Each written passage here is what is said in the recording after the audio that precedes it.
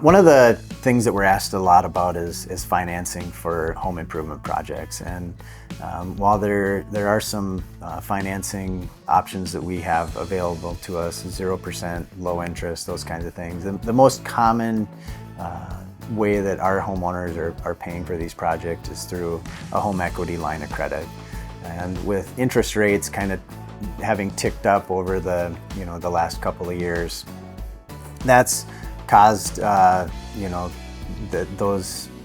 those interest rate payments to follow suit. And so one of the things that I think is a misconception is there's mortgage rates, 30-year mortgage rates that follow kind of a bond market. There's a bond market where those mortgages are traded, and those don't necessarily follow exactly the Fed's prime rate as that gets lowered and raised. Home equity lines of credit do follow that prime rate, and so that prime rate has a direct reflection on what that equity line is gonna be, the interest rates on those. Right now, homeowners are sitting across the U.S. Homeowners are sitting on a giant pile of equity in their homes.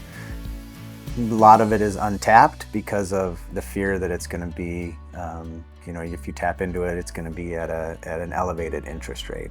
And so, as we look at what's going to happen over the next year or so, hopefully interest rates ticking down, there could be a situation where the Fed drops the interest rate, but yet 30-year mortgage rates actually go up because the platform that those are traded on, those rates go up. But what you can look at when you're looking at these projects and equity lines is if the Fed lowers the rate, then that's going to have a direct correlation with the home equity line. And so while it may look like 30-year mortgage rates are going up, you could have a lower interest rate on the equity line. And so tapping into your equity to complete these projects is usually the best type of financing that you're going to find out there.